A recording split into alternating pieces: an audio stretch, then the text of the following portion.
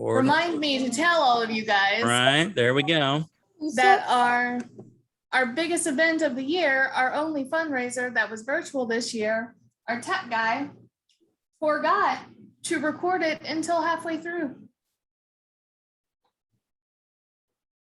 Whoopsies. I will always double check for you now. Well, I appreciate that. I really do.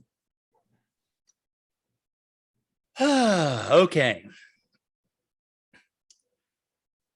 Previously on our adventures together, the party had made its way to Targus, following up on a potential lead for the location of Sefik, the maybe murderer, maybe not. While there, you encountered a dog barking, and following the dog, whom Githid recognized, you met Keegan, husband of Garrett, and you learned that Garrett and a group of adventurers matching the description of a party of 3 that you had seen a few nights before in the Northlook Inn had been hired. This group had hired Garrett to take them to Kelvin's cairn, and they hadn't come back yet. And the dog, Boy, creatively named, is probably Garrett's favorite. And Keegan was very worried because Boy would not willingly leave Garrett's side. So he entreated you to travel to Kelvin's cairn and see if you could find Garrett or maybe these adventurers and hopefully bring him home safely. That evening, you returned to the Luskin Arms and had an encounter with we'll call him a person that was paying a little too much attention to your conversation. Varuuk called this person out. An altercation followed. No one died. And the speaker of Targos, came downstairs and basically insisted that this interruption to his business would not be tolerated. But everything seemed to be resolved peacefully. You all retired to the 2 rooms, or out to the shed, as it were, and had a good, long, restful night's sleep. And you wake up early the morning of the 6th of Flame Rule in Targos, ready to begin your journey to Caer Koenig and Kelvin's cairn. Somewhere along the line, you should probably pick up Rajaga. But the morning has, I hesitate to say dawned, but the morning has arrived. The sky is 2 degrees less dark. It's still cold, and it's still miserable. So long rest all the way around? Long rests all the way around. The morning has come.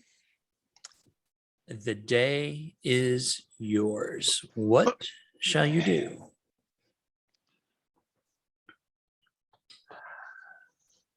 Let's head out. We should probably check in with Brajag as soon as possible and let him know what the current plan is.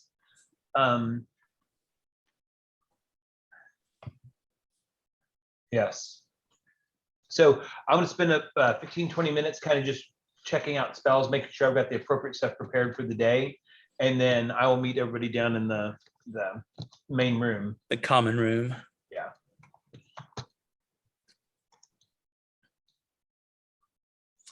Okay, I'm not going to change maps to the Luskan Arms, but you all meet there. You can have breakfast. It will be complimentary because of Keegan's connection to the sad and depressed owner of the Luskan Arms. He has arranged for your meal to be comped, as it were.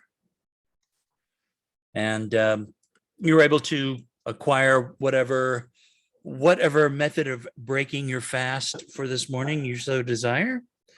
And you're ready to go, if you so wish, to leave the Luskan Arms and travel to Caer Konig and Kelvin's Cairn. So, quick note. I know Iggy isn't here, but Iggy promised to take me by the docks this morning because I need to do stuff by the docks on my own before we head out to meet Brodiaga. Mm-hmm. So, without the joyous occasion of playing this out with young Iggy, or rather old Iggy, if I tell you what I was going to do, can you just message me and we can say we're picking up from there? Absolutely. Okay.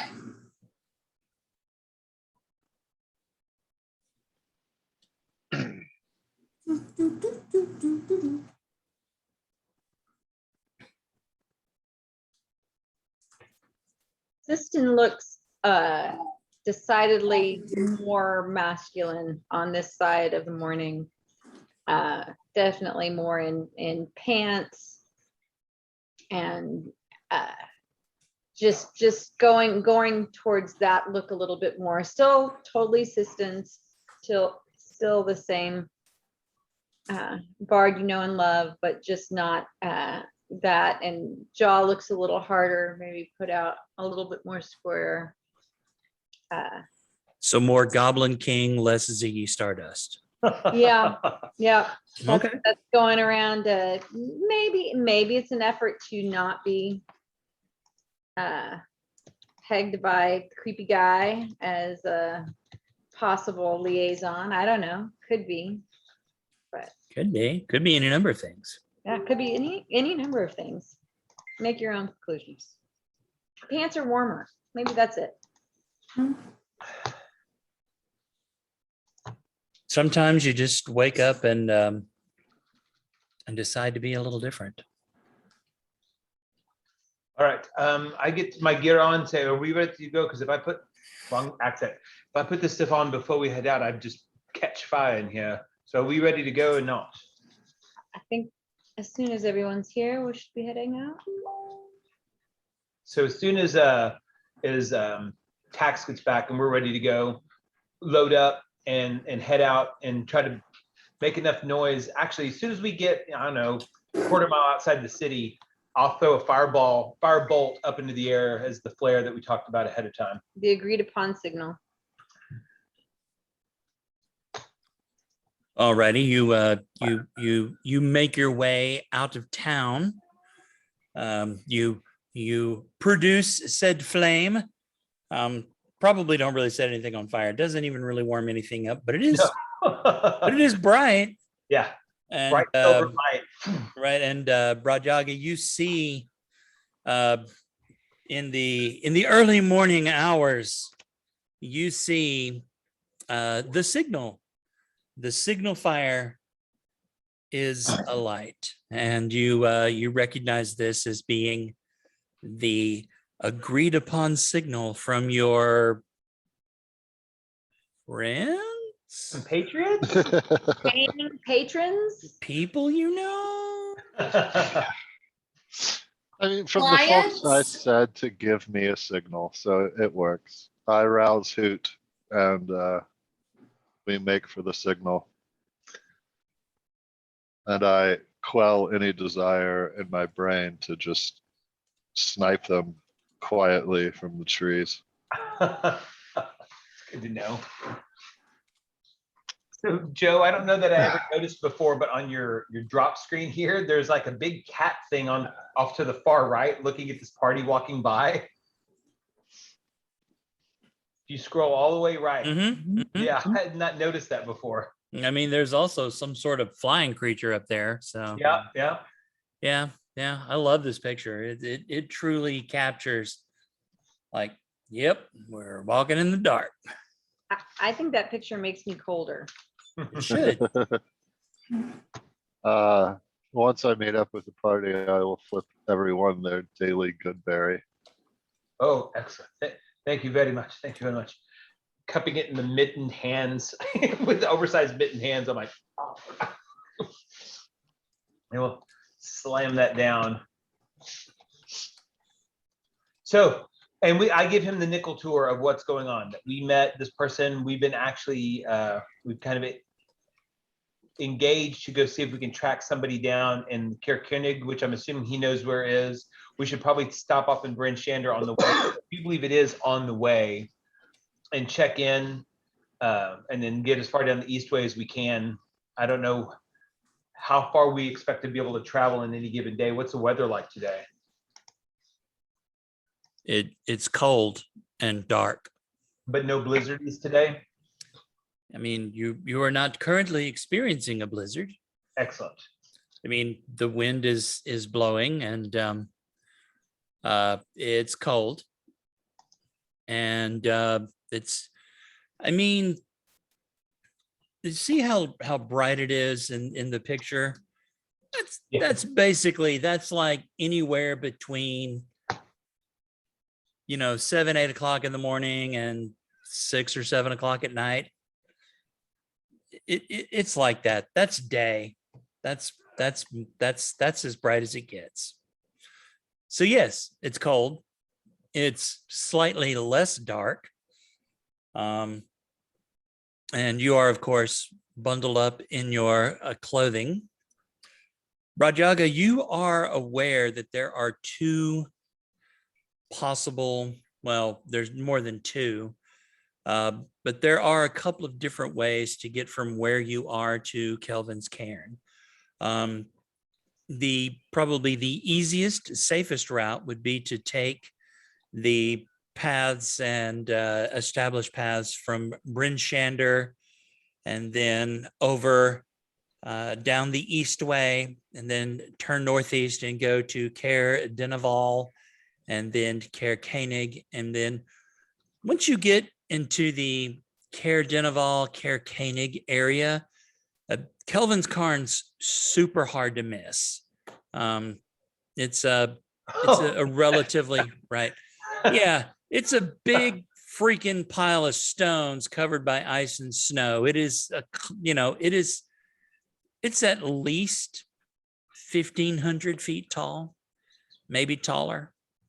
I mean, you haven't taken a tape measure to it, so you don't know, but it is an easily recognized, knowable landmark, as you can tell by the size of it on the map there. It's relatively big. So you could also go overland, maybe run through the Dwarven Valley, which you say overland, you mean off-roading, right? It would indeed be off-roading, so your Okay. travel time would be pretty dramatically reduced. Rajaga, I wanted to show you, and at some point when we stop along the walk to Bryn Shander, I pull out the map that that we were provided, the very rough map with just basically approximated distances and the times to travel under good conditions, and ask him to take a look and say, does this look like what you would be familiar with? Does this seem like this? Do these times seem accurate to you for rudimentary travel between these locations? Do they, Joe? What I'm sorry? Give me We've that. been given a map, a rough map of kind of where things were in the times, but not distances between them. And I want to ask guide here if he thinks these seem relatively accurate under nominal conditions. Now, obviously, if there's a blizzard, it's going to slow you down or whatnot. I'm what are you asking? I want to know if the map we received from Keegan is accurate. It is. Okay. All right. I mean, And, you know, as accurate as a human drawn map without access to Yeah, but you it's know, more air time. travel. We have like X hours between A and B, B and C, C and D. So, I'm saying, So optimal- if you leave Targos and you take the unnamed path to say Tourmaline, Mhm. that will definitely get you closer to where you ultimately want to go at Kelvin's Cairn. The path from where's my travel times map? There it is.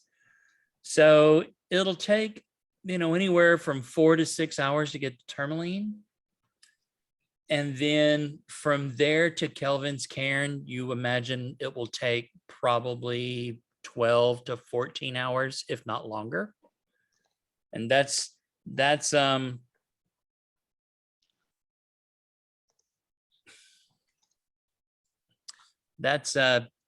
like going overland is risky and slow.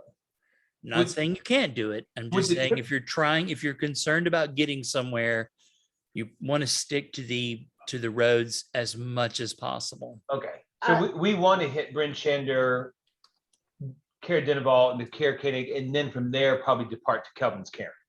Even though it's the long way around, it's an established road. Indeed, but Tax will point out, along with her many pointed bullet list, that we know that Icemane is going to Tourmaline, and he has Sessic, and we're hired to do that as well. So, efficiently speaking, if we go this road to Tourmaline, check that off of our list, and then go over to Cair Corn, we could also check all in the wilderness on the way there, because he is looking for a werebear, and we are not even aware if he made it to Cair Koenig. He could have made it to Cair Koenig and been to Kelvin's Cairn, and or not made it to Cair Koenig yet. All of this is irrelevant. Joe, Yes, this is what Broad wants to know. lay it on me. From what I know of Garrett, Hmm. how do I think he led the expedition? He absolutely would have gone to Bryn Shander along the Eastway up to Cair Koenig. There's an outfitter there in Cair Koenig because it's the closest town to Kelvin's Cairn, and there are people who do make expeditions out there. And so you are relatively certain that they went to Frozen Far expeditions in Cair Koenig. Okay, so I think he would have gone along the roads and not overland. Correct. And we are looking for him. That's right. And he paid the people who want us to look for him paid half up front. Is this correct? They have not. Well, then I don't care where we go.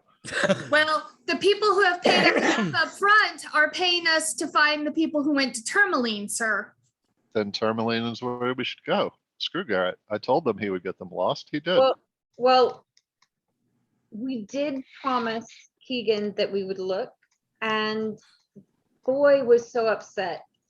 And that is where we have Boy with us. That was part of our morning to go out of town and get Boy. We thought Boy would be helpful on this journey, but because we don't have Iggy, I think that might have been missed. But we have Boy, a happy dog that wants to be reunited. Oh, well, that's good because I actually produce one more good berry than we need per day. So Boy can have the extra good berry. And Good Iggy, boy. Iggy did promise. Iggy said that we would go looking because it is better business to have Garrett than it is to not have Garrett.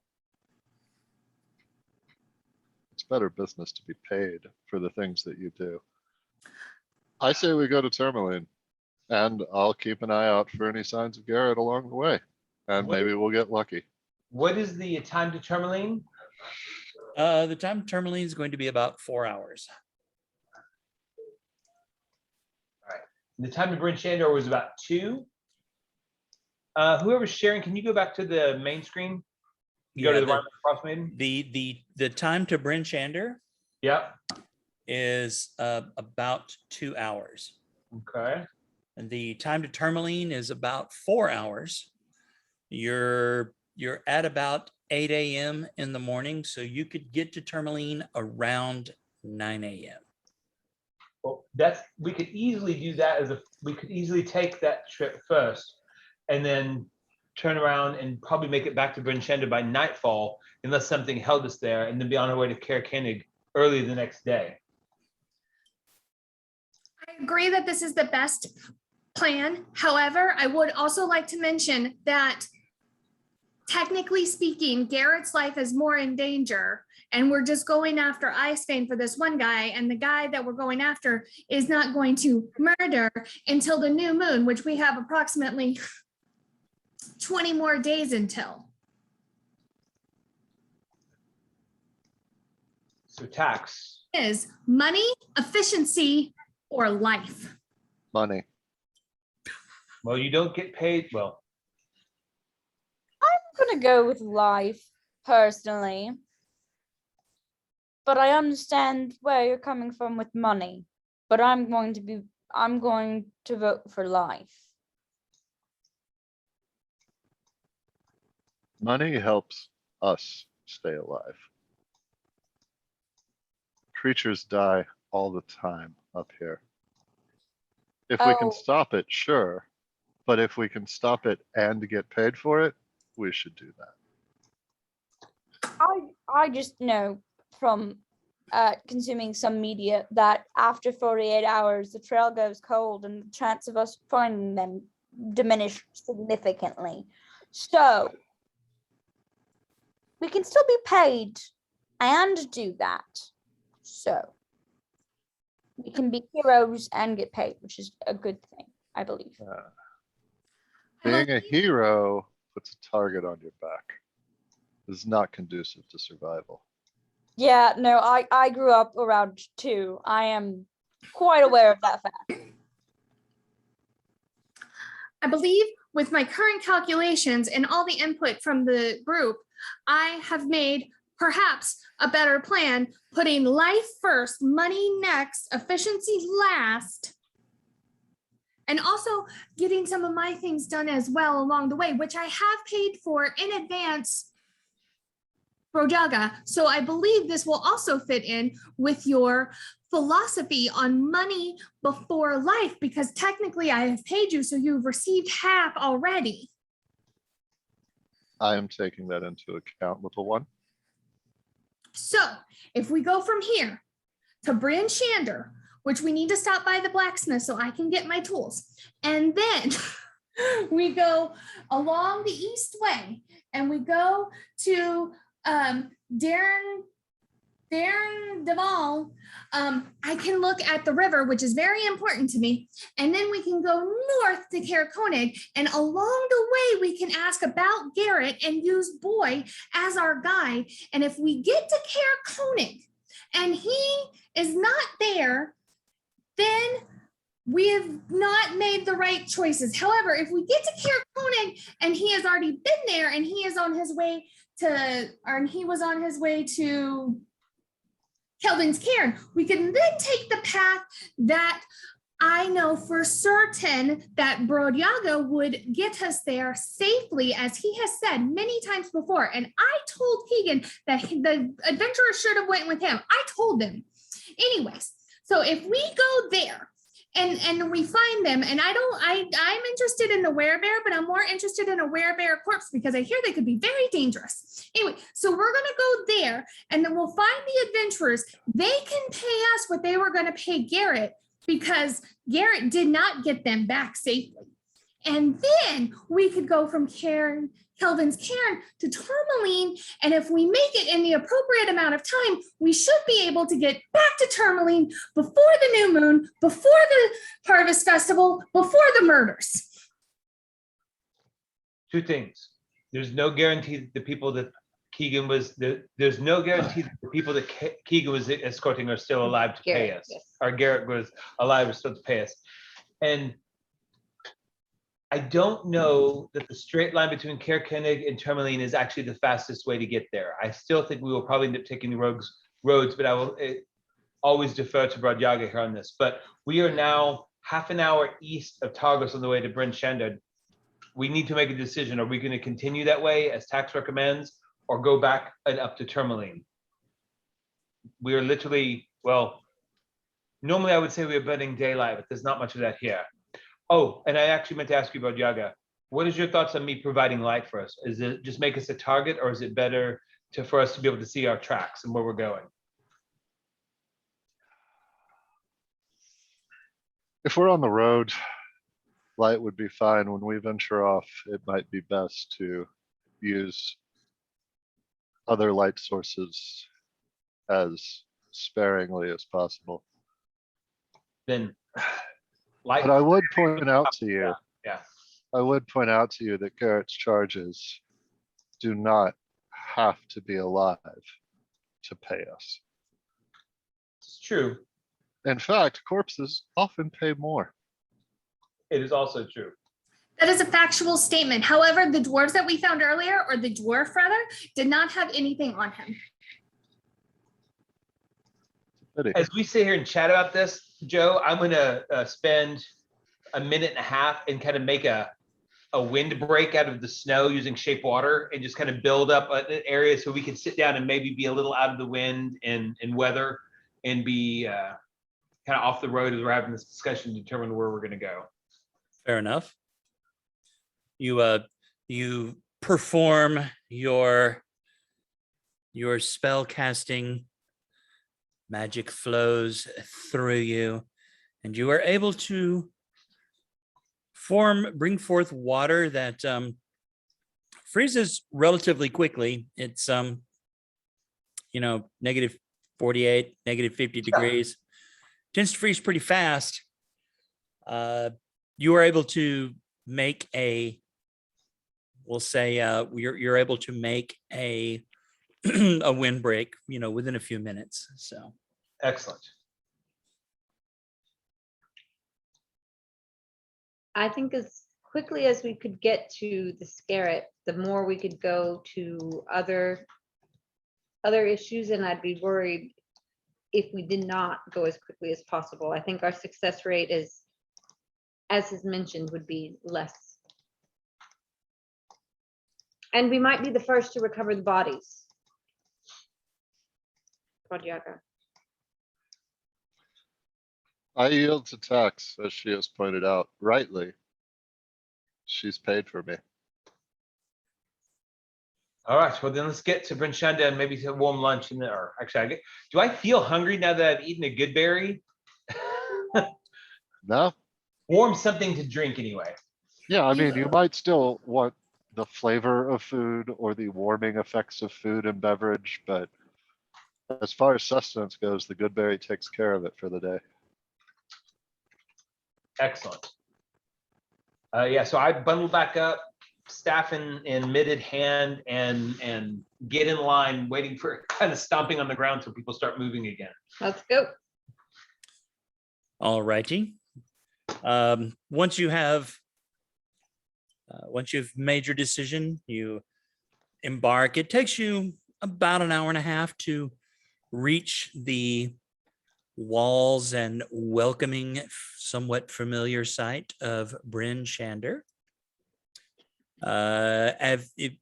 If you wish, you can make your way into town. Maybe stop at the North Look, or you can return to the blacksmith. The blacksmith. Yep. Blacksmith is where I need to go. Absolutely. I absolutely have not forgotten what they're called. Tax, while you're at the blacksmith. That would be Something the nice, Black right? Iron Blades. Yeah. Yeah. Tax, while you're at the Smiths, we'll stop here at North Tip. It's good to check in with Edna and them, and then it's on the way back out. Just swing by when you're ready to go. Okay. I go sit by a fire, as is my wont. So, curiously, Dalen, Edna is not present at the North Look. Anybody else I recognize? Does everything else look normal? Or Everything else looks normal. It's- Okay. Maybe today's her day off. Yeah. You know, she does indeed. She doesn't work every day.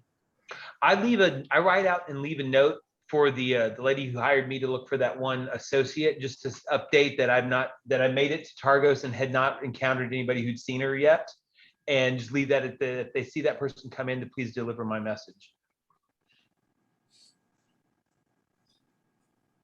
All righty. That is, the barkeep's like,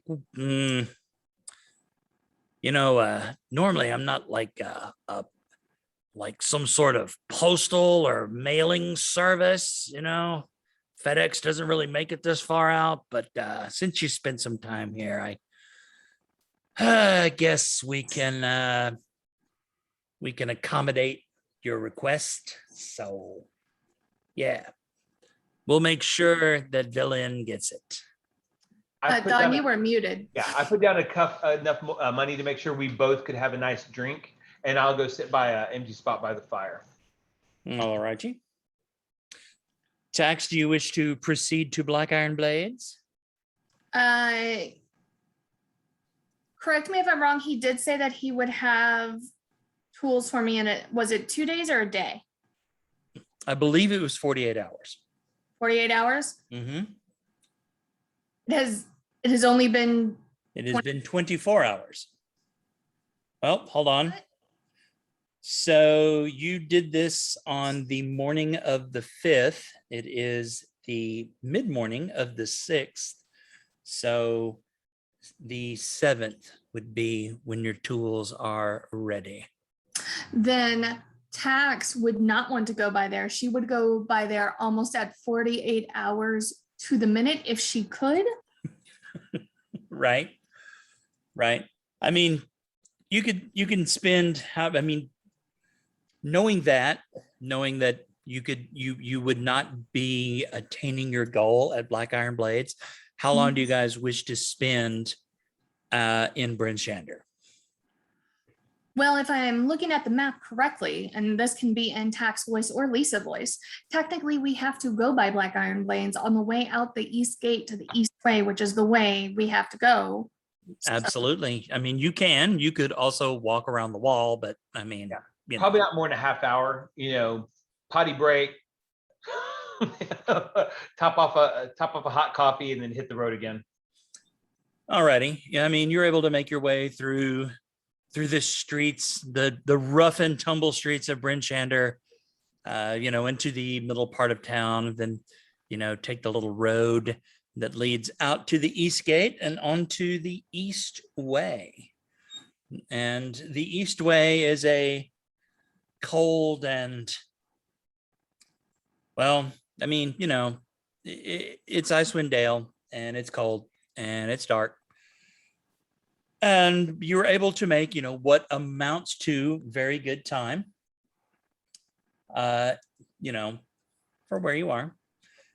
You make your way along the pathway of the east way. And after about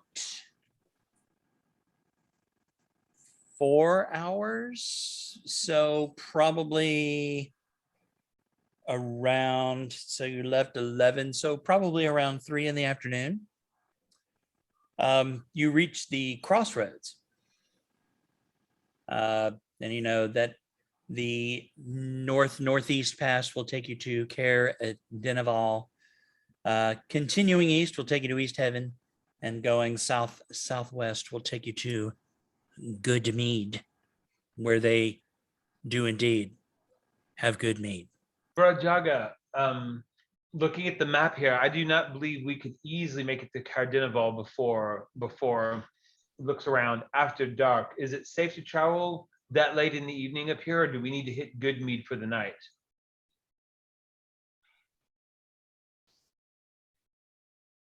It's never safe to travel here.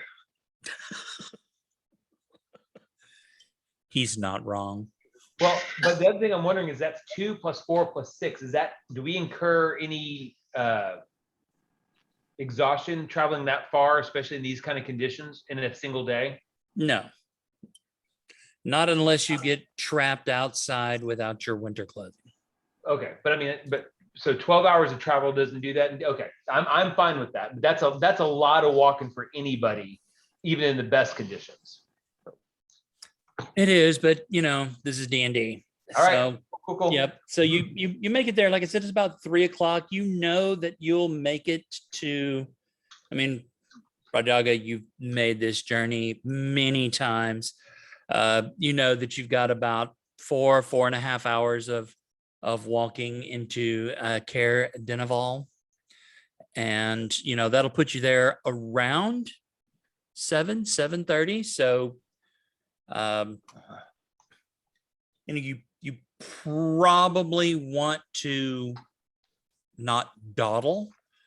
But yeah, what passes for the brighter period of the darkness will rapidly begin to fade around 6 or 7.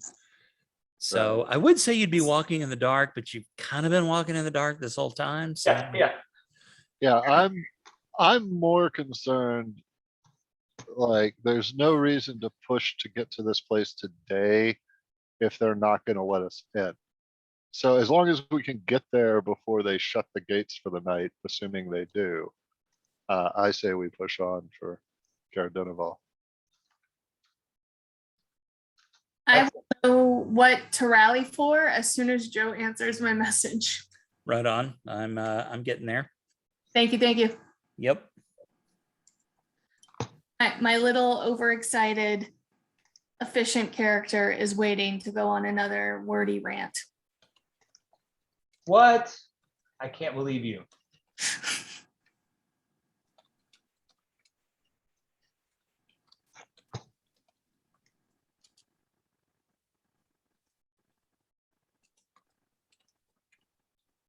Is tax riding the owlbear? Not as a general rule. No, So we are I moving mean- actually quite a bit slower than normal. Because tax's walking speed is quite a bit, is less than everybody else's.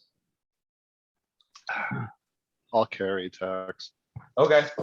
I mean, I did say that I imagine at some point I'm in, like, what do you call them? Like the little baby backpacks.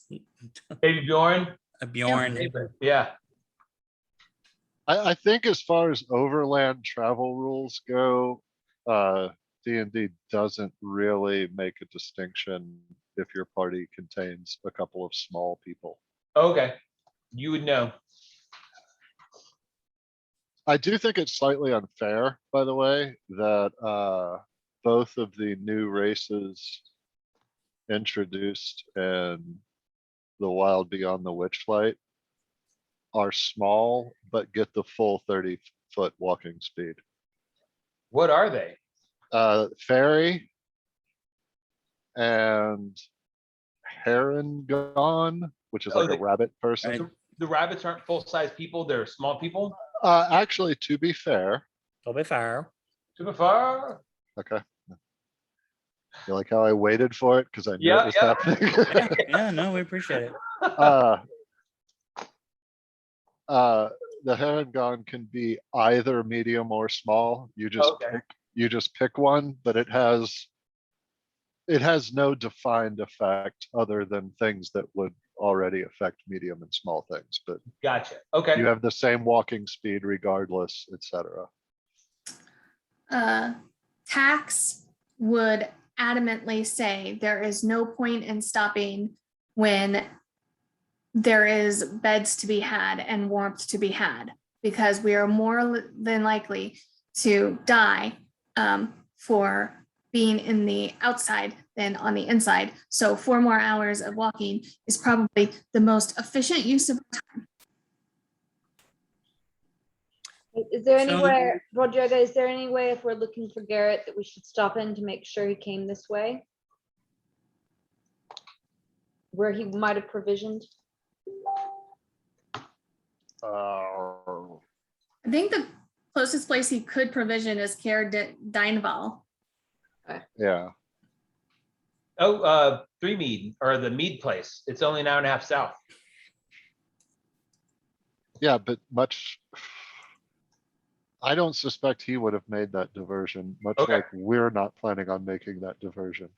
Got It's it. not impossible, but you know what? Screw it. I will look around and see if I see any signs that a Garrett-sized party plus dog made the trip south to Goodmead. Boy, good boy. Make a wilderness survival tracking special ranger check for me, please. You're To that I was mean, shit. you're I mean, there are definitely tracks in the snow. You're also aware that that the wind and the snow tend to obliterate tracks relatively easily after 24 hours. So maybe, but yeah, you don't see any you don't see any special footprints that say Garrett's boots on them or anything. Right. Yeah, so that's what I'll tell. I mean, yes, people have definitely made the trip to Goodmead. There's no clear indication that any of those people were Garrett or his charges. Um, And I wouldn't have made it. So, of course, I'm better than him, but Well, of course. that's why we're not out looking for me. I told Keegan that, sir. Thank you, oh Jax. man. He did. Joe, Mhm. I would like to investigate the way that Brodyaga is looking around. I'd like to inquisitively stare at him and try to investigate what he is doing. I am actively trying to learn by watching. What role shall I make, sir? Make a let's see, what is it? The snowball's chance in hell that you'll learn something from watching somebody else do something roll. I that would like be- that base rule. That would be investigation, I guess, if you are actively trying to see what he's doing. Yep. Like Yep. if he picks up snow, I'm going over and drawing the snow. Hey, Joe, I'm about to send you a message. Okay. Tax, you are absolutely certain that he is looking at the ground, Excellent. and he occasionally looks at holes in the ground that may be footprints or boot prints. Actually, no, that's all wrong. They're snowshoe tracks. So from what you can tell, it looks like a bunch of people were playing badminton, got upset, and threw their badminton rackets on the ground repeatedly over and over. And then you look down and realize you're also wearing snowshoes, and you're like, oh, snowshoes. Yeah. And And I there are animal tracks. You can't make heads or tails out of them, but that is that is what you'll say. 100% as we're going, I might randomly do that because every time someone tries to do something, I am like, ooh, I want to learn what you're doing. So just flavor text. Hold on, let me answer a message real quick. Like, Let me answer that. I'm just gonna say this number out loud since no one will know what it means anyway. 15. Oh my God. Not that. critical hit.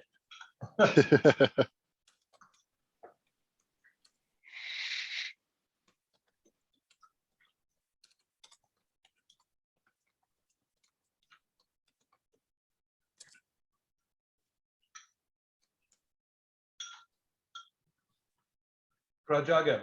Okay. Hold on So- one second. Okay. So just so that everyone is aware, again, you have Brodyaga with you. Caer Dineval is small. It is a kind of a, it is on the banks of Loch Dineshare, and it gets its name from the fort, the Caer, that is, kind of overlooks the town, but it is not a big town at all. You may, Brajaga, you are aware that there is or was an inn there in Carnival called Deniv's Rest, but and there is also a tavern there called creatively the Uphill Climb.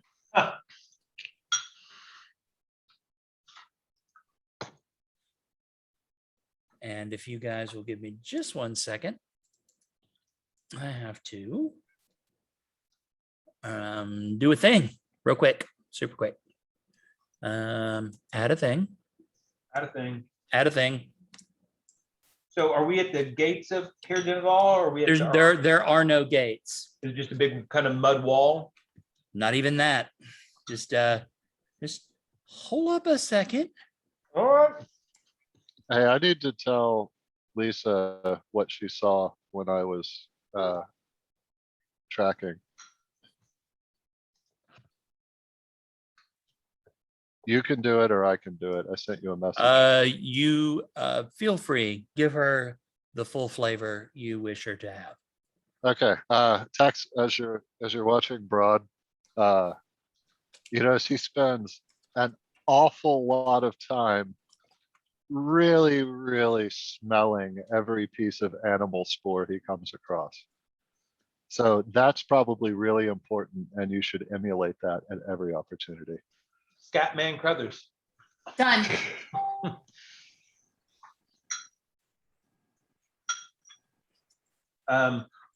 So as you make your way to the outskirts of Caer Dineval,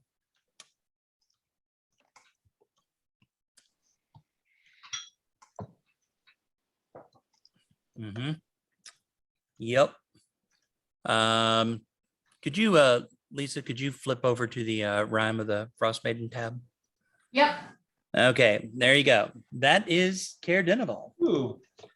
Nice. Yeah, the fort that you see over the hill, that is the Caer. And what you really can't see it here, but it says the actual text for this says Caer Dineval is built on the rocky shore of Loch Dineshire, with Kelvin's cairn looming behind it. And it's like, I don't see Kelvin's cairn looming behind it in that I do. picture. I do. I do. You do? You have to, Yeah. you have to Bob Ross it. Look in the sky and look Uh-huh. at the cloud. So Right. Tallest point of Caer Dineval is the peak of Kelvin's cairn. okay. No, Yeah, look at there look it is. to the mouse to the right. Go to There the we mouse. go. Yep. Looming in the background, Kelvin's cairn. So there is that. And there is, since you have made it here, I will. Ooh. If you flippity floppity back, that is Caer Dineval. You have arrived in the road to the southwest. Got it. And this place is like I said, it's kind of small. It's definitely not the bright spot in Icewind Dale. No dancing on Sundays. No, that probably kind of not. thing, Minister's son. Whatever. Well, I say we head straight for the tavern. Anywhere it's warm, I agree, my friend. The uphill climb. Yeah. So Yes. in the picture, the handout of Care Denival, the Cairn there, sorry, the Care is the big, obviously the big building dominating the skyline there, but the building with the large A-frame roof there, just to the left of it, that is the uphill climb. That's the tavern. If I've been here enough that people are familiar with Hoot, I'll just barge right on in. If not, I will tell Hoot to go frolic and hunt things while I go in. You're It's a small town. People are a little superstitious. I think you should, I mean, will they accept him and not attack him on sight? Absolutely. Will it make some people uncomfortable? Yes, also absolutely. Oh, I'm fine with making people uncomfortable. Well, But like, it- if I'm enough of a known entity in this town that people are not just going to like either A, attack Hoot on sight, or B, absolutely run screaming and cause a panic. Like, I'm Right. fine if they're just like, shitting their pants. So this is kind of on the opposite side of the 10 towns that you normally haunt, but you're Right. relatively confident that you've been there enough to where people will, while they may not know you, they kind of know by reputation the strange guy with the owlbear cub. And like I said, it's not quite like walking into town with a panther on a chain. Not quite that, but it's also, a little, okay, there's that guy with the owl Right. bear. It hasn't eaten anybody yet. So hopefully that's fine. Well, I'll make sure I walk in with my hand on her haunches, and I will give her the command to sit by the door so that everybody walking in knows this isn't just like random owlbear running into your bar. Right. So, do you wish to go into the uphill climb? Yes, Very and I well. definitely want Boy to be with us. Yeah. Okay. So you make your way. So the tavern is located, I mean, technically it's to the northwest of the Care. And from its front porch, it offers a spectacular view of the lake and the frozen docks.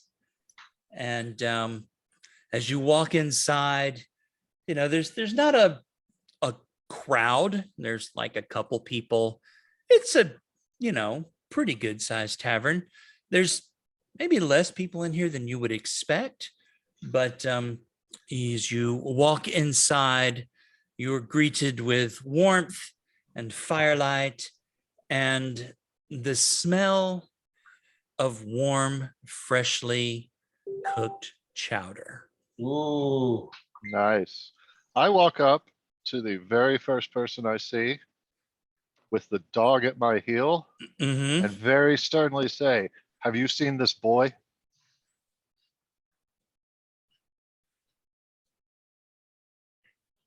Come on, no love for the Terminator 2 reference?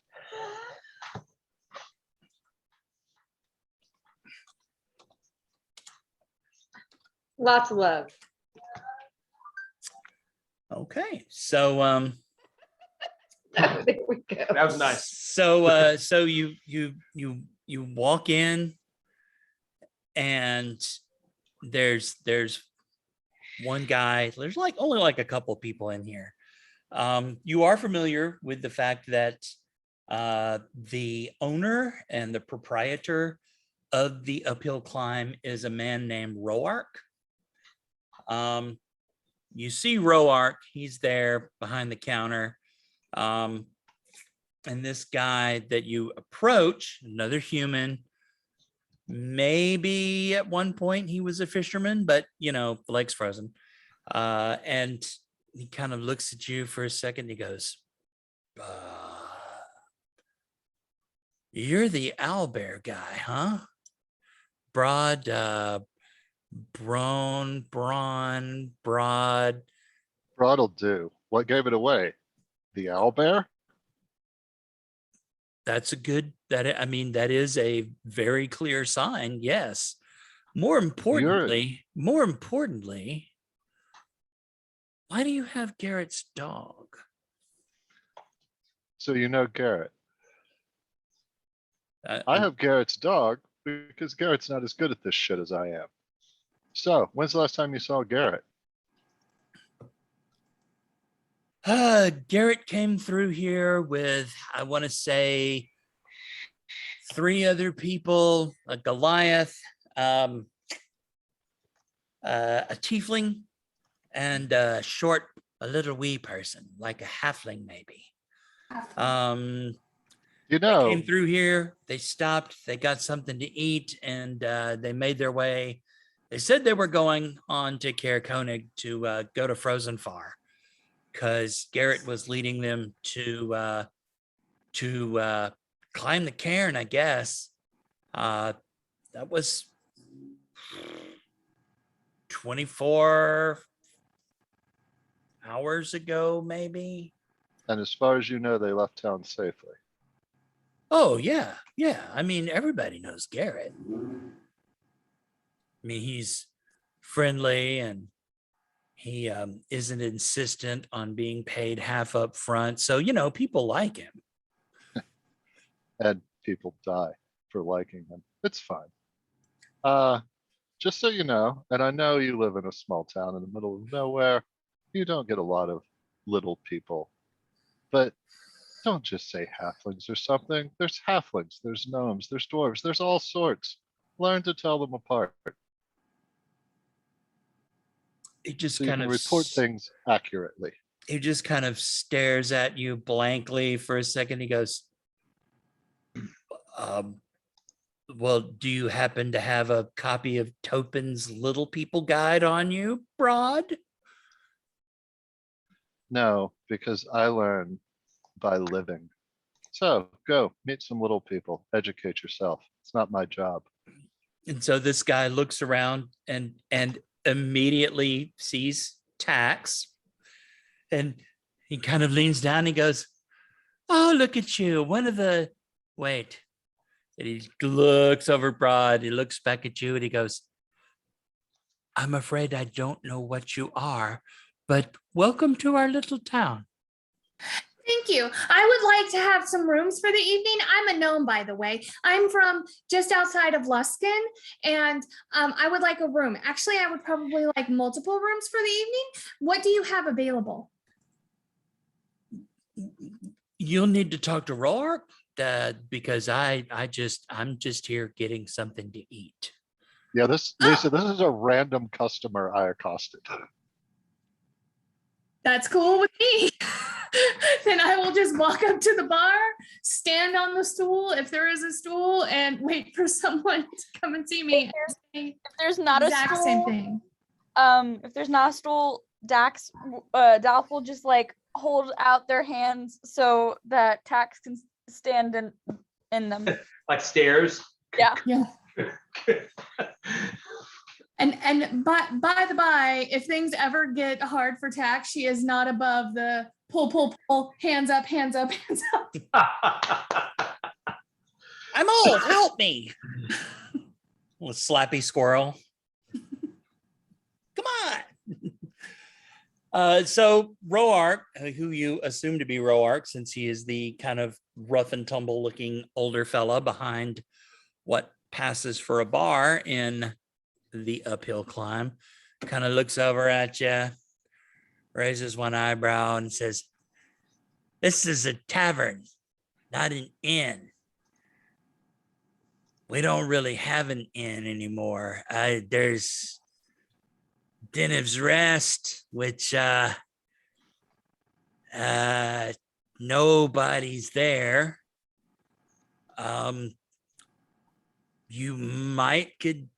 You could no, don't go to the care. The speakers yeah, well, we're just don't go to the care. I I will not go to the care. You say speaker is your speaker, and I will say the name from the other town. No, that is not our speaker. Our speaker is Kranich Saver. And well, he's kind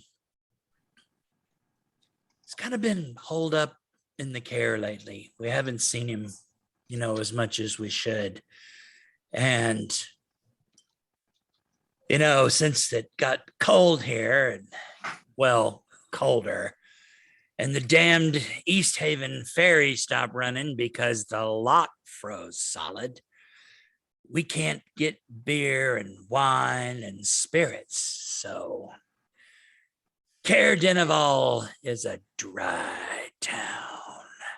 One moment, sir. And I will go up to Dalen and tap him on the shoulders and be like, do you have the jug I gave you yesterday? I saw this coming. Here you go.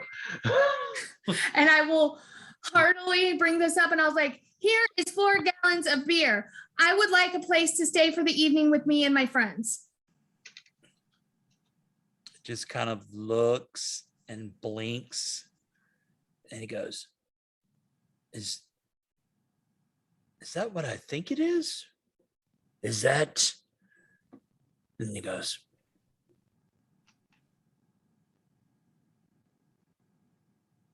points a finger, and he kind of looks around, looks back. Like, there's not what you would consider to be like a mug or a stein or a horn. There's no stereotypical beer, mead, drinking, utensil within sight. There hasn't been one in use in a cold minute. So it takes him a second, and he finds like a mug, and it's kind of dusty.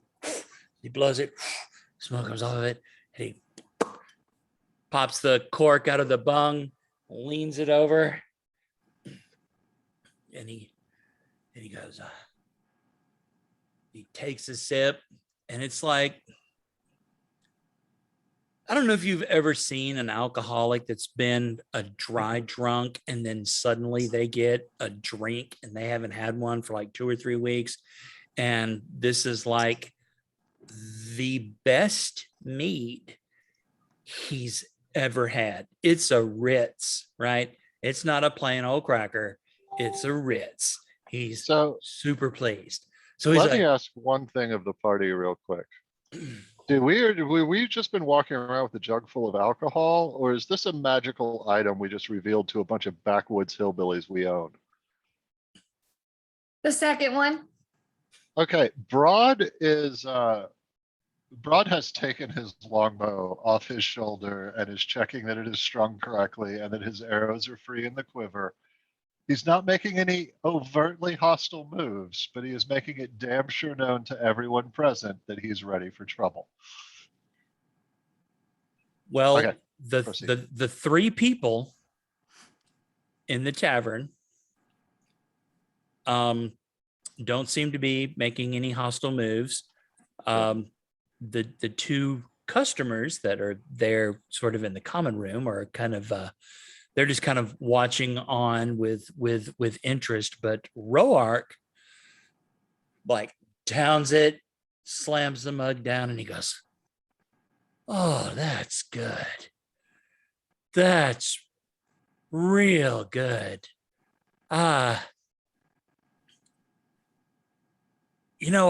This is not an inn, but I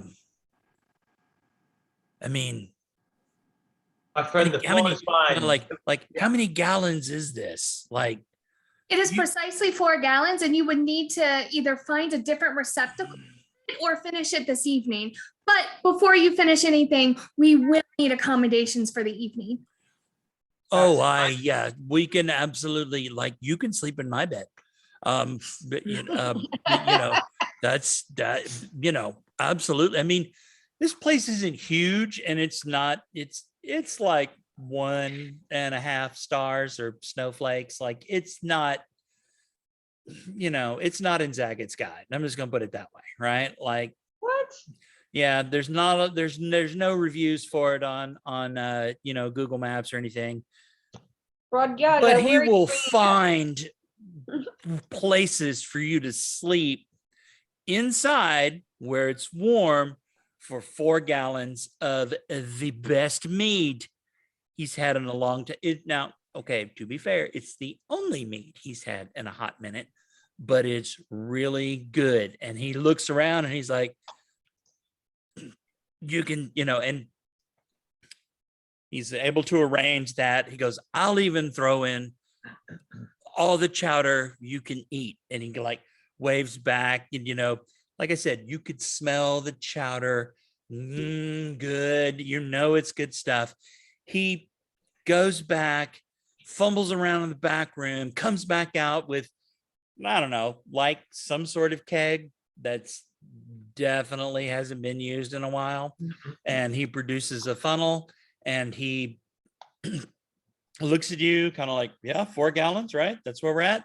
And And this is our accommodation. So these people will leave, and then this place will be ours for the evening. he goes,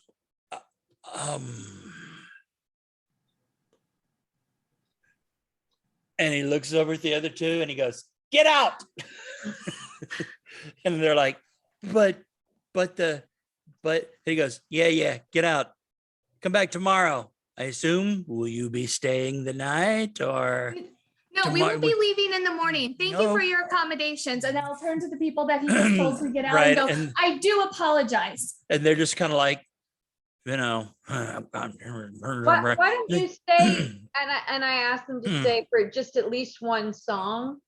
And I assume they're finishing up chowder since there's no drinks to finish. they are, but like every good dry drunk, they have caught the scent of mead, and they will absolutely take any excuse at all to have a big cup of good mead. Well, as this is going on, I've shucked most of the outerwear. I grab a pot or cup bowl of the chowder, and I'm gonna go sit by a fire and kind of just get comfortable and try to get warm. All righty. I And- played a couple of good fishermen's ballads that are popular at the docks in Luskin. So you don't see the transactions, but you are absolutely certain that those two fellas just paid the most money they have ever paid for meat in their entire lives. And they're happy to do it. And they love the songs you play, and they buy another couple of mugs, and they are like, this is the best time they've had. And in a while, and they're kind of look at each other and like, hey, Roark, can we tell anybody else? Because no one's had a drink in a long time. And Roark kind of looks over at you, kind of looks over at them, and he says, not tonight. You've had your mead, you've had your song. There'll be mead for sale here tomorrow. Not a whole lot, but you'll have to wait until tomorrow. And they're not happy about it because, a glass in the hand beats 2 in the bush, but they'll take it because they haven't had mead in a long while. And they depart, and Roark, he's basically at your disposal. The room is the common room is big enough to accommodate all of you. You can bed down here in the room with the fire and the warmth and the not cold and the roof. Did I mention the roof? There's a roof. There's a roof. Mhm. Yeah, I will spend some time going around and checking all the possible ingresses into this building. Mhm. There are 2 or 3. There's definitely a window or 2 that could be, jimmied open. The good news is, other than the front door and the back door, there's enough ice that would really have to put forth a concerted effort to sort of chip their way into, and then chip away enough ice to make a big enough hole, and then get the window open. Like, you're confident you would have plenty of warning. I like being more confident. Dalen, could you ice over those windows even more than they already are? Yes, and I was actually thinking the exact same thing. Yeah, I put a good 4 or 5 inches of ice frozen up around the outside of the windows. If they weren't already letting air in and out, if they were already ice shut, I go ahead and ice them shut. Otherwise, I will make kind of a hatch work, out of the water, let it freeze, since it freezes up, and go from there. Yeah, and I will have Hoot sleep in front of the back door. Okay. And I'm assuming if there's a roof, that there's some kind of roof access, like there's a hatch or there's a staircase. No, not really. It's Okay. not that complicated of a building. Okay. I mean, the common room has a very high arch ceiling, the A-frame that you saw in the picture. But in terms of like roof access, no, that is basically a sheet of wood and thatch and ice and snow. Lisa, Tax. I will go to Siston after she has played her lovely shanties, and say, that was more than adequate. It is very good. I can tell that you're improving. And then I will say, you are better at psychology and talking to people. Will you please talk to him about the speaker? Because I think he's the same kind of bad person than the other town was. And so Sisson finishes up the music and goes towards Roark and says, "Thank you so much for the place to stay. You mentioned to not go up to the cairn. The speaker, you're not having the sacrifices like they are in other places, are you?" You're talking to Roark, Uh-huh. and he kind of looks at you a little suspiciously, and he's like, "What do you mean, sacrifices? We make offerings to the Frost Maiden. We make offerings of heat. In the night of the new moon, we put out all the fires and all the lights, and we let the cold sink in as we give to the Frost Maiden what she so desires. That's what Ravison said to do, and that's what we've been doing." Robinson? I'm not familiar with that name. Yes, you are. Yeah, I've I heard of Robinson. This is But she's lying. Yeah, She's milking for Yeah. information. all right. Yeah, I'm new to these parts. Could you enlighten me on who Ravenson is? I'm sorry if this is very against your religion. Again, I've very recently come to this area. Ravison and Vernus, brother and sister, claim to be druids of Aurel. They made a little tour through the 10 towns a few months ago, saying that the cold and the dark was the work of the Frost Maiden, and that we needed to make sacrifices to maybe appease her so that we could maybe not freeze to death in the dark. Some places I hear have been setting people out, dousing them in water and leaving them to the druids or the Frost Maiden or whatever. There's not enough of us here. We don't really have enough food to spare. So the one thing we can give is warmth. And we give that up for a day and a night. And it's almost killing us. And And our speaker, well, he's been sick or absent. He certainly hasn't come out of the cairn much like he used to. So that's what we do.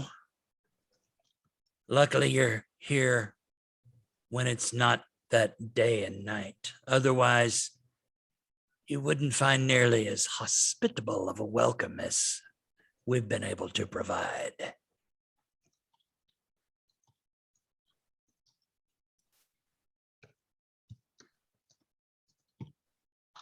I understand this is a cold time. How long has it been like this, that the lake is frozen over and the boats don't come and the darkness is present?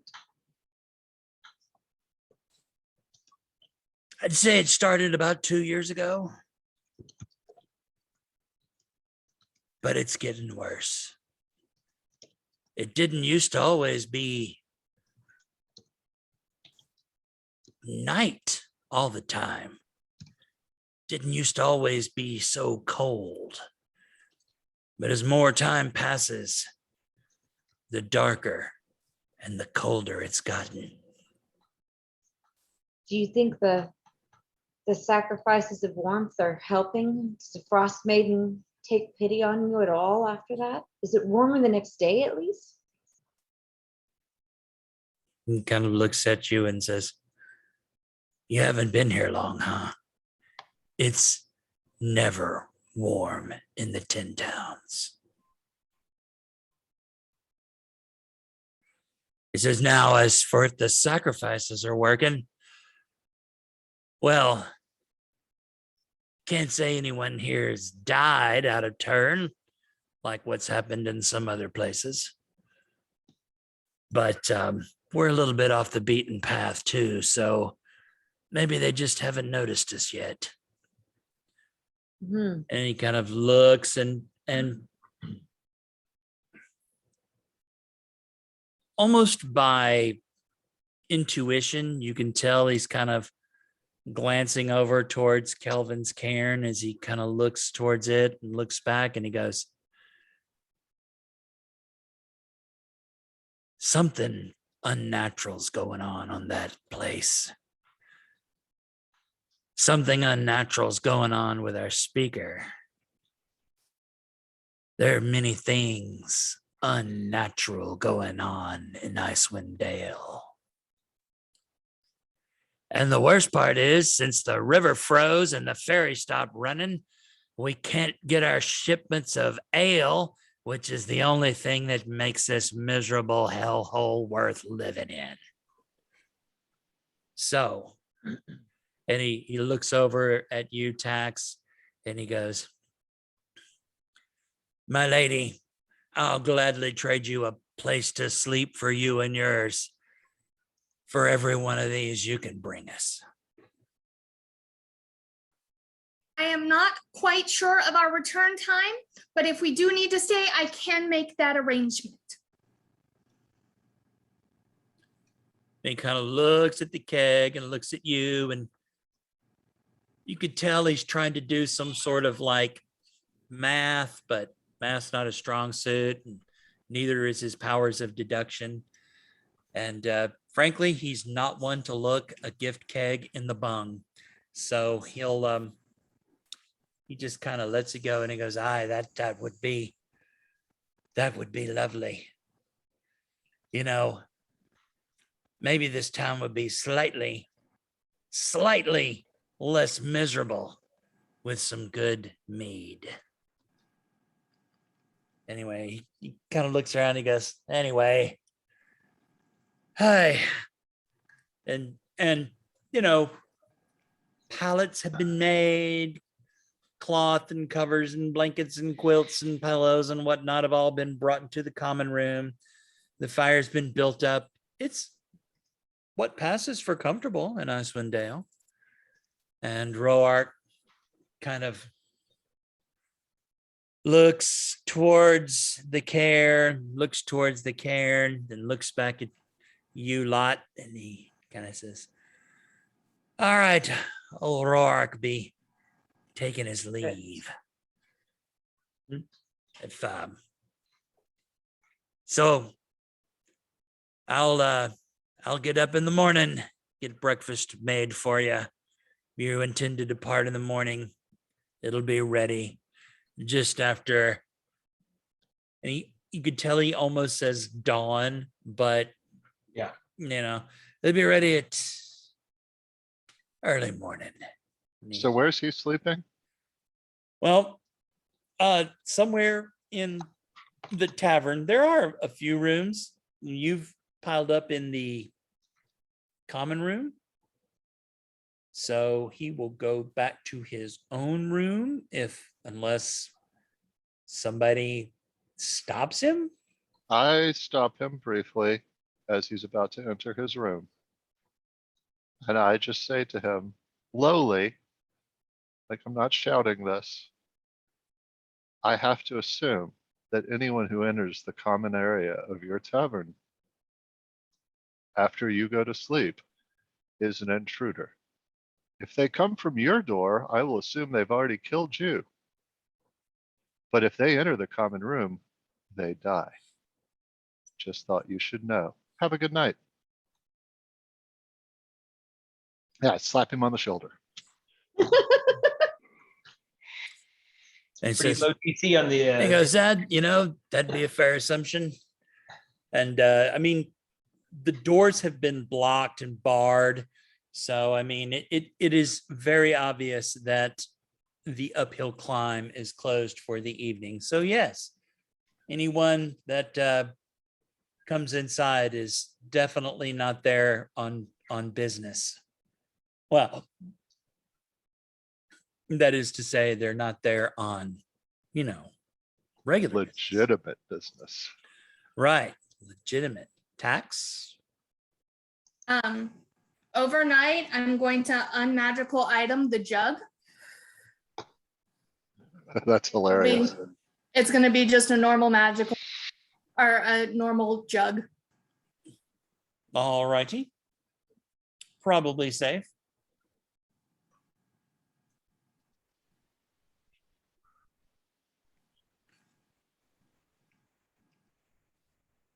I'm happy to take first watch if that helps this evening. Okay. I'm pull out my books, get stuff set up. Is there a fire going overnight, or is it just down to cold? Do they bank it overnight? Whatever their normal process is, we will keep the fire going. Okay. Yeah.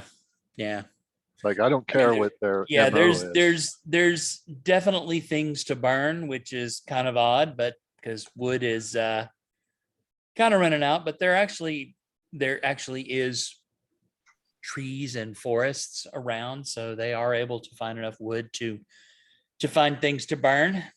There's also tables and chairs. No, I mean, yeah, you won't have to go that far. Okay. I would. So the good news is you're safe and secure inside a tavern. The bad news is you can't really clearly see outside. Yeah.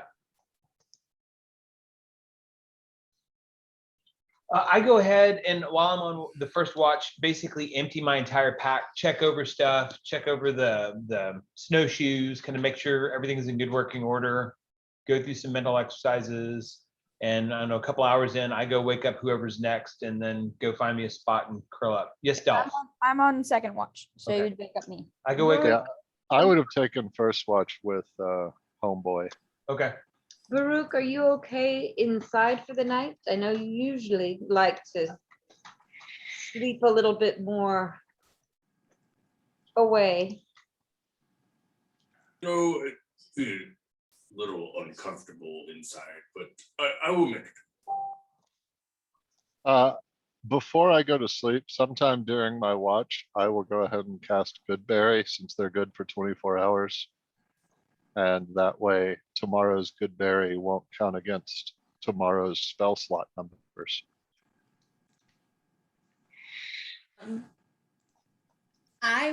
Tax would want to stay on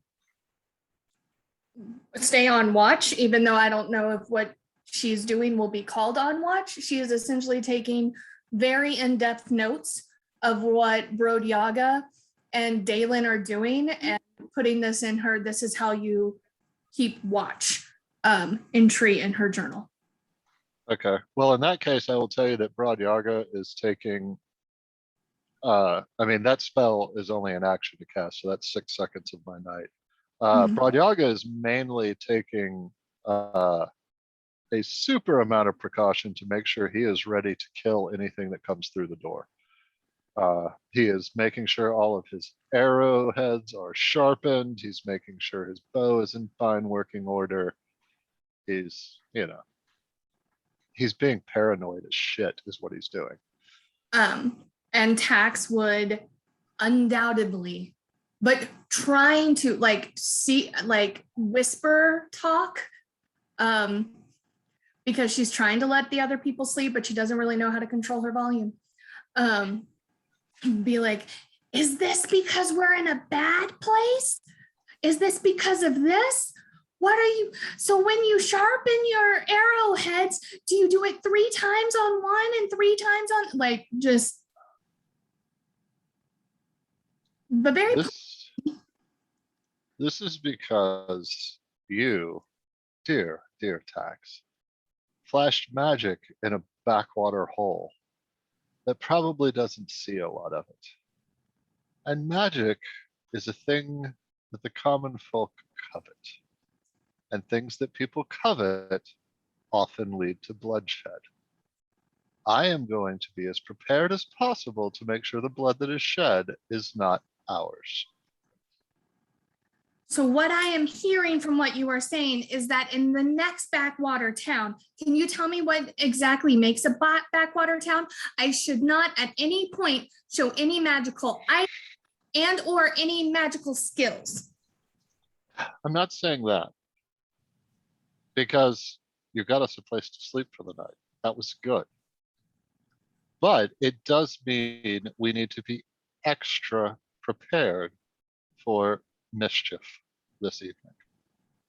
Okay. As for what makes a backwater town, did you count their teeth? You should count their teeth. I will make an effort to count everyone's teeth and let me know. And that is the. It's an expression, Tax. So at this point in the evening, who all is awake and who all is asleep? Obviously, Broad and Tax. I'm asleep. I'm trying to sleep. Alrighty. If you are awake, make a perception check. I said I was taking the same watch as Dalen, so I think Dalen is with us as well. Alrighty then. Those of you who are awake. Man, I cannot roll. Oh, wait. If I'm awake, that means. Wow, we rolled a 1. Well, Bella Tax actually did fine on her first roll. She accidentally rolled twice. All right. No. The first roll is investigation. Oh, you're right. So you and I both rolled 1s on our perception. Even though I'm on watch, I am apparently got my nose too much stuck in my book. If this is sight or smell, then Hoot got a 13. If it's hearing, they're not keen on hearing. So you hear the Dopplering of sled dogs, and you are certain it comes from the direction of the care and then fades off into town.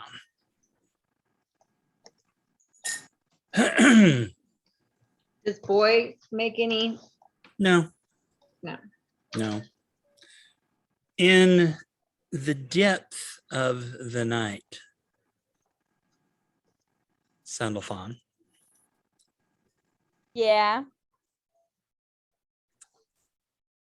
you feel yourself come to lucidness while you sleep.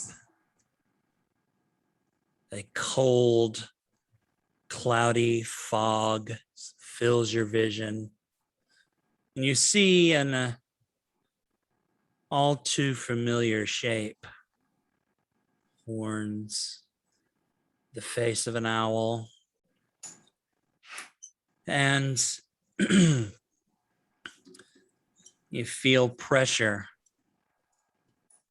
on your chest, and you just hear a voice. Oh, yes, child.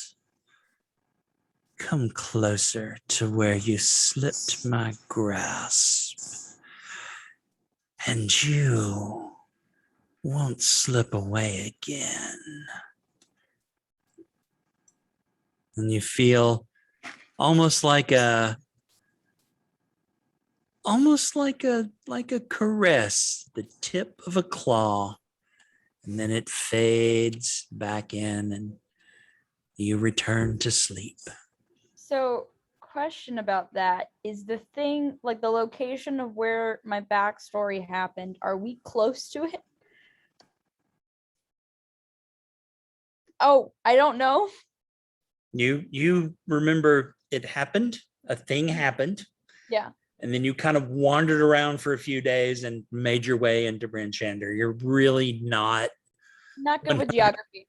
Yeah, you're not 100% sure what where that took place. But anyway, the night passes uneventfully for the rest of you, more or less. I'm gonna wake up a little early because I'm assuming that Broad is waking up a little early. And I'm gonna make my way over to him. Make my way. And if he's awake, I'll talk to him. Is he awake? Yeah. I'll be feeding Hoot and Boy and myself their good berries, and I'll give you a good berry if you come over. Thank you. Are you aware of the practices of the sacrifices of the towns near here? Joe, do I have any knowledge of that other than what the party has kind of sort of gleaned and inferred? I mean, not anything super special. You are aware of the towns where you know they have been regularly practicing sacrifices. And those towns are, well, Targos for certain, Brinchander, I think. You guys are gonna hang on just a second. I can give you the towns. You are relatively certain that neither Caer Nineveh nor Caer Konig participate in human sacrifice. Okay. Well, I'll just say it's been a long, cold winter for longer than it should have been. And these are, by and large, very superstitious people. So yeah, sacrifice happens. Do you happen to know if any of them involve a dagger? From what I've heard, there's the sacrifice of throwing cold water on a person outside, terrifying, and the one of like just sacrificing any warmth that we saw in this town, but any sacrifices that involve a dagger getting, a dagger. Again, I have to defer to Joe. I'm going to assume I don't, because I don't really pay attention to the towns. I'm more of a wilderness guy, but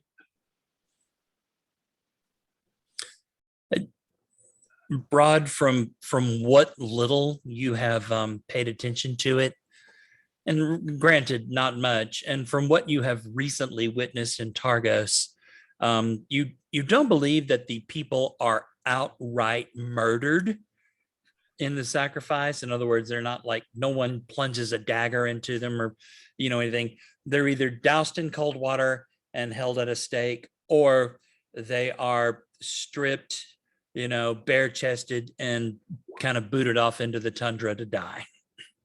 right. Yeah, so I don't know of anything taking place with a dagger. That's not the way. I don't know where you're from, how often you deal with primitive superstitions, but I was raised in one.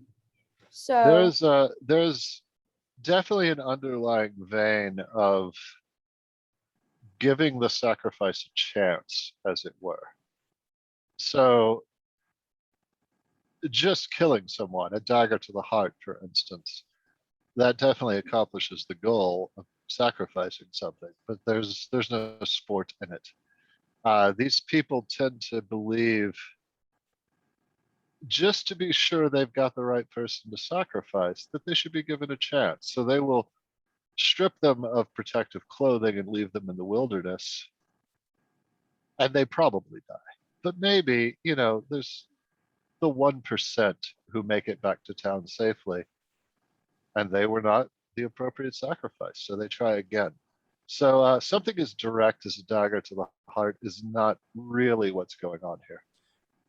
You're also aware that these sacrifices are not being made like a direct sacrifice of human life. They are effectively offering these people to Auril or her druids. Right. Right. So exposing people to the elements is effectively exposing them to Auril. Whereas again, just stabbing them is just stabbing. I mean, I could stab you. I won't, don't get me wrong. But that Auril has nothing to do with stabbing. Unless you happen to be standing under an icicle that breaks and falls, impales your head. But that's just shit luck. interesting. Why are you sacrificing people with a dagger? I am not sacrificing people with the dagger. How are you sacrificing people? I am not sacrificing people. I'm sure you believe that. Okay, excuse you.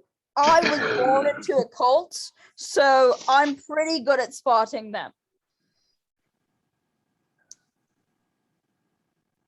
I also have questions for Dalen, but if anyone else has something to do, I would like them to go first since that was my turn. Only thing I would say is, Joe, can you check the chats? Can I?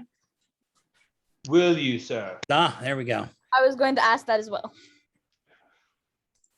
I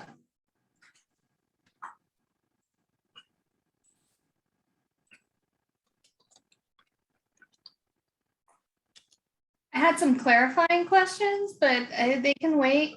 It's really weird to watch my head from the side as I move it from the front, guys. Well, as we wait for other people to come into the spotlight, what's your character's name again, Ellie? I'm sorry. It is Dalf, D-A-L-F, or Sandalphon. Delph, let me tell you something. We have someone who may die in Terraman, I think it was, wherever that place was. Tourmaline. Tourmaline, thank you. And we have some people who may already be dead out here on the way to Caer Koenig. And we have a choice as to which ones we prioritize to save. In a sense, we are sacrificing the other. All of us at all times are sacrificing something. Uh-huh. I want you to remember this for a later conversation that we're going to have. Because I'm going to let you know, you're going to think that phrasing was a little out of pocket later on, but we're not that quite there that you get that information yet. Relationship, not quite on that level. You have to learn a little bit more of the friendship. But you're going to realize that was not the best advice you could have given me. But thank you. Oh, well, don't forget, I have a 9 charisma. I'm used to rubbing people the wrong way. As am I, sir. As am I. I have no idea why you guys are my friends. Wait a I'm minute. your friend because I also have a 9 charisma. Wait a minute. All right, are we talking about real life stats? What's going on here? No, Lisa, you're great. You're lovable. Sandalphon's like must protect. So we are now in Ogday the 7th. Oh, let me check the thing. Okay, so yes, you made it to Care Denival.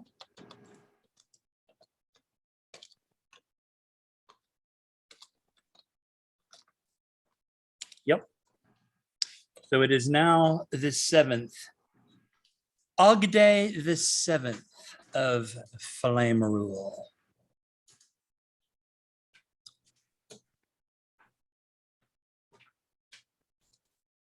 And for those of you who have kept track, the pale light of Saloon has entered its first quarter in its phase.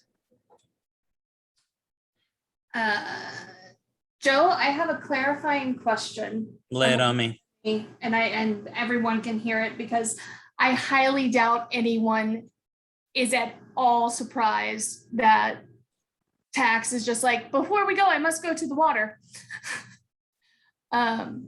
So when you say that it's Lackdenshire, we are Denishare? Denshire, Denishare? Denshire, Denishare. right. Think Scottish or Irish. Dinosaur, Yeah. Shanaga. What is that? Shanaga? I don't know. People who watch Outlander, they have that name for the girl who's like Shanaga or something. So that particular body of water is directly by us, but it also is north and south of us. Like we're in the middle of it. Yeah, more or less, yes. So it's the needle pointing north, south, directly east. From where you are, southeast almost. Southeast. In Okay. fact, if you could draw a line from where you are on the map, it would cross the widest part, going out to the little, I don't know, nipple to the. So you see, there's Care Denival. Yep, that's where we And are. if you go southwest, you cross the widest part of the lock, and then there's the sort of little outlet here that goes into a river. So Yeah. that line of yours crosses all the way, like you could draw a line directly from Care Denival across to the outlet on the other side of the lock. So like right here. Yes. Okay. Cool. Thanks for letting me know. You are welcome. Okie dokie. You awaken. The rest of you awaken. There is good berries. Roark does offer to prepare you a breakfast if you wish to have a hot meal to go with your good berry. Wouldn't say no. Dalen, Yes, I- Sandalphon. you it's Sandalphon, not Sandalphon, but that's fair. You seem like a learned man. Is that an accurate description of you? I have studied much, yes. Have you, because I know you mentioned something about your order being in a different place, but used to be around here. Do you happen to be familiar with the god up here? Like, Are you talking oral? yes. I prefer not to say names of powerful beings. So Joe, I have a proficiency in religion. So what can I tell her about the god up here? She who must not be named. Yeah. I don't know. Make a religion check. All right. I'm specifically asking in the depictions we see of that god of the, like, what she looks like in depictions and stuff. Wow. That was a poor roll. Sorry. Dallin, you are absolutely certain that Arl, the Frost Maiden, looks like a maiden that's frosty. No, it's I'm not going to say it's like common knowledge. In other words, you're not going to walk down the street and find a church of Arl. Yeah. But her appearance, she is commonly depicted as Horned owl. yeah, with claws. Cool. Cool. Yes. Very interesting that. Good to know. Thank you. Have a good breakfast. Yes. And I walk away. All right. I gather So my I would say, Ooh. if you are there, that is a relatively accurate depiction of what she may appear to be. An owl with ram's horns, two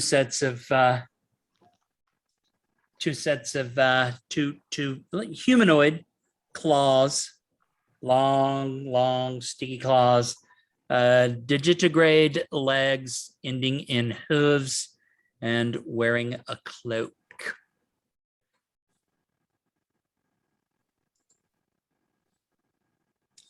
And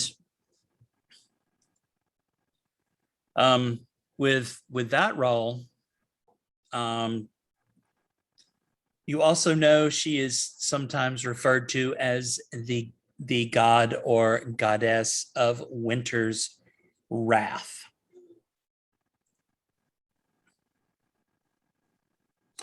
And you are all aware of the fact that there are some people in the 10 towns who blame her for the everlasting rhyme. Sandalphon, I'm sorry. My studies did not focus on that. I just know basically what would be kind of common knowledge if you've lived in the area, if you grew up in this area. I'll think and see if I remember anything else later, but that's kind of what I remember. You answered the questions that I had in my head. You've done a great job. Thank you. If I overhear this, I will say what I know from, and I say that there are many stories and songs about the gods of different places. I know a little bit something about all,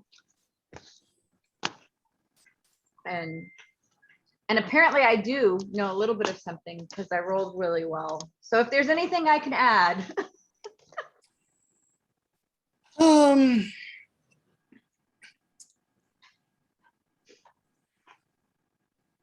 You know that Auril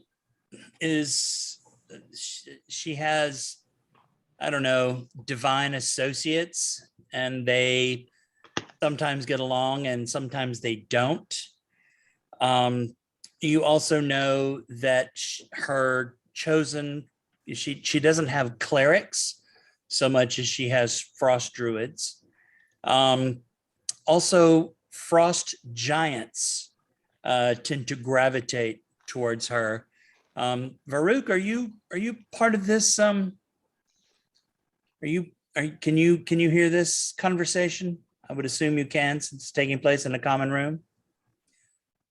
You hear this name, and you very immediately remember that Auril was presented to you by your parents as a part of your culture, a part of your people. Like, maybe not, they weren't like saying, yes, your folks were definitely raving frost maiden worshipers. They were just saying that worship and affiliation with Auril was, especially in Icewind Dale, for frost giants, was definitely a thing. Like, if they were going to worship someone, they would probably be worshiping Auril, simply because Auril is the god of winter's wrath. And that is something that frost giants are 100% on board with. Winter and wrath, two things they love.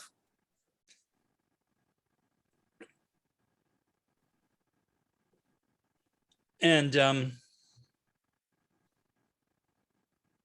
Sistin, the odd thing is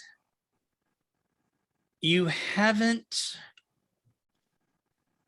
can't remember any sort of mention of human or living being sacrifice to Arl, like that being part of her shtick.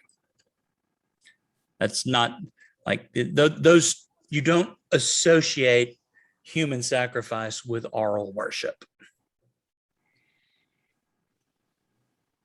Definitely taken off guard by what's happening because I don't remember any of the songs or tales or knowledge of oral, including sacrifice. I shall be right back. Varuuk, I must talk to you about your songs from your homeland. Do you know of any? I'd love to learn some.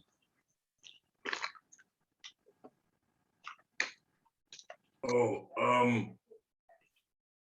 I don't know.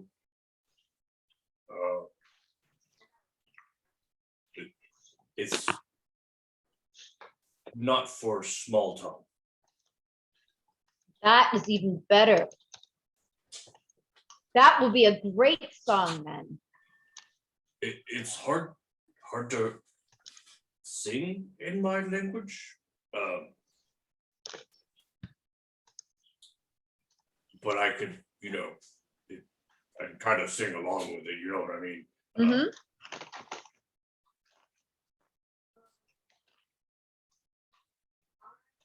I would love to learn more. Are you going to sing? No, Why not? because I can't. You don't know. Varuuk,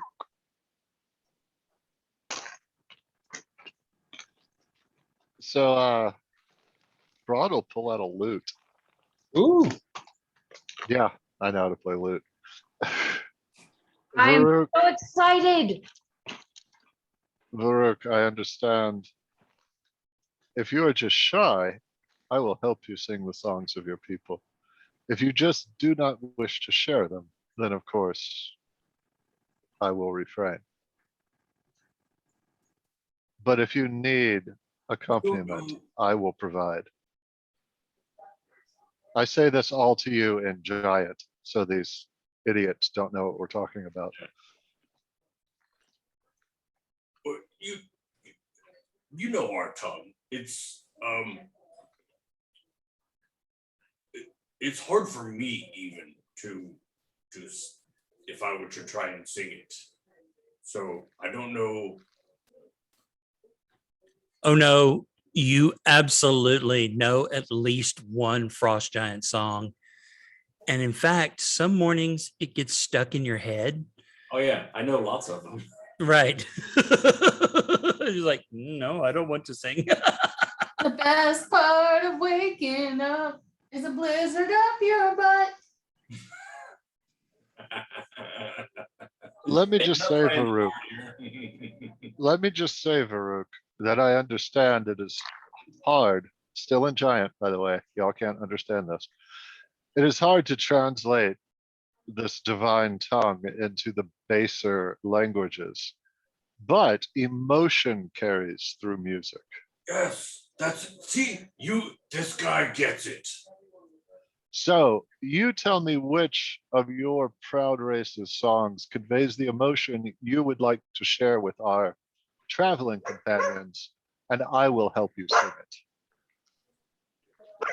Oh, Hey, Macarena. Jesus fuck.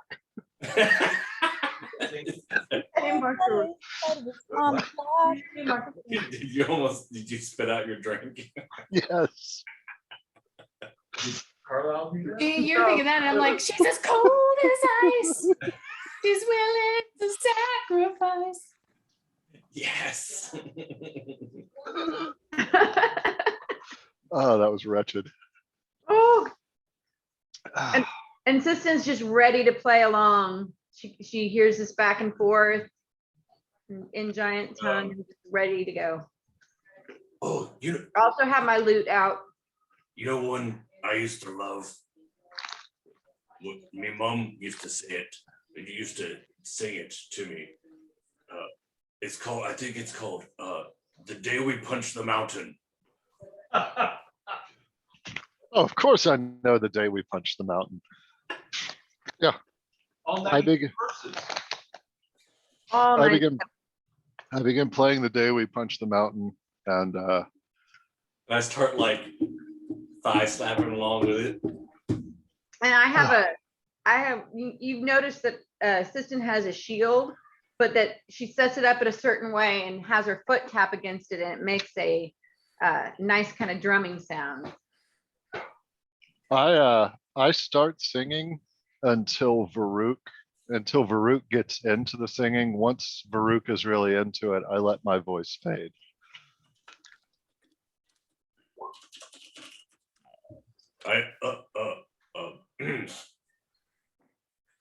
Why you stop? You were beautiful, Varuuk. I was We wanted humming. his voice was out of tune. We wanted to hear yours. I was very much humming.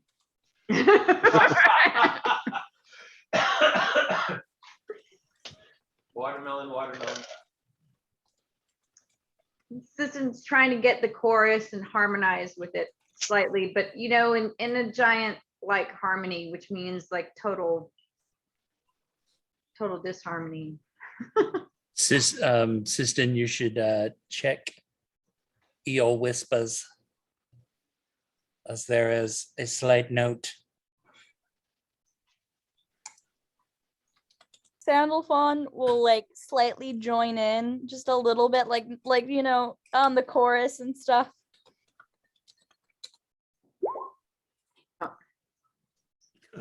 Awesome. Well, all right. Yeah, I'm playing along too pretty well.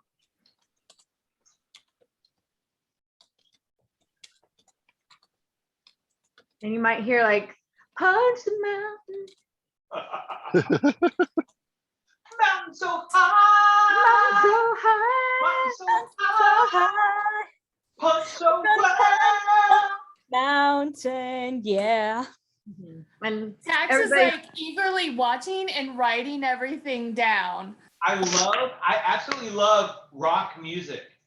Yeah.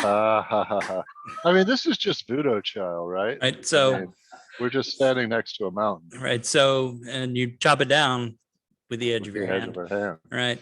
Tax, Roark, kind of makes his way over towards you, and he says, so normally this is when you know, I go ahead and open for business for the day. Would you I mean, can I basically, can I, you know, like reopen my business, or are you guys going to be here for a little while longer? Do you mind if I open the business while you're still here? One moment, please. And I will wait till the end of the song. Okay. And It's a then giant song. It takes like 45 minutes. No. We're gonna stop it after 10. And then when they're done with their song, I would ask, are we proceeding with the concert or are we proceeding with the rescue mission? It's like Inagata Devita, but strained through a notch filter. And yeah, I mean, if you're a frost giant, it's pretty great. If you don't speak giant, it's still okay. You know, it could be worse.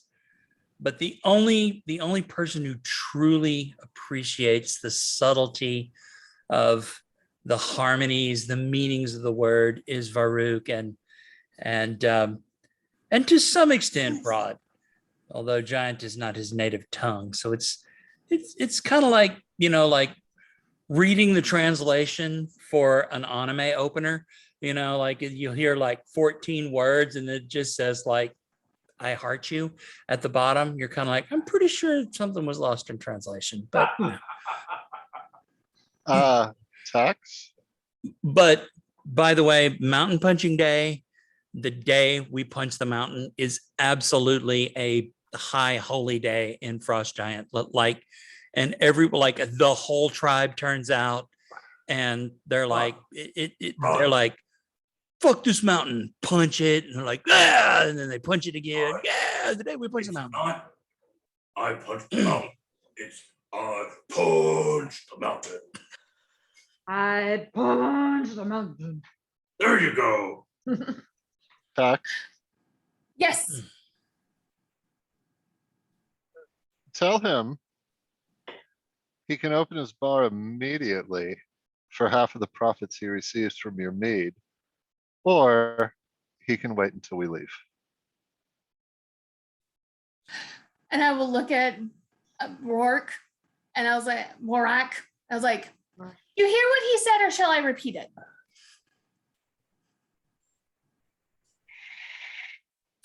And it's And, not. and you, not can, a you can tell he's like, forcible you know, he's thinking, you know, these drunks are going to show up no matter what, and I would really like to keep all the money. So, you know, I'll open it. I'll wait. You said you wanted the place to be yours, so until you leave, which I assume will be by, you know, 8 or 9, lives to save, places to go, things to do. You know what they say when you make an assumption? No. You make an ass out of you and the state of Maine in the United States. Yes. I've heard that. Tax will look at him and goes, I completely understand, but I have come to learn that the priorities do shift, which is problematic for me, but I am learning. Tax, come here. My priorities never shift. But we should leave if we're going to make more money. Indeed. And then I will, as per retro gaming, ask to go by the dock and the river before we head out of town. Indeed. And that happens with the results we have discussed. Excellent. Okay, so you depart. If we're going to the lake, I want to know how deep the ice is. Like, how far down do you have to cut to go ice fishing? 3 Are or we 4 going feet, right? maybe. No, not that Okay. far. I don't know. It's pretty deep. I don't have the formula for depth of ice versus temperature over time. But you can ice fish through here. It's just not easy. Okay, so, but it's not frozen solid all the way down. Correct. It's just frozen solid more than we would expect. Yes. Okay, that's what I wanted to know. Thank you. Yeah. Okay. Don wanted to know if there was any flowing water on the river. Or No, no. not on Loch Denishare. Nope. You maybe on the other side where the river, you know, there's the outlet for the river. You're pretty sure that some water makes its way out there, but that's only because currents are strong enough to overcome the freezing action. So, so the trail around Loch Denishare to Caer Conig is it's definitely a road less traveled, but it is you're able to spend a couple of hours. So about 10 in the morning you arrive at Caer Conig, and noticeably, despite this place having the same Caer name indicating a fortress, there is no fortress here. However, it does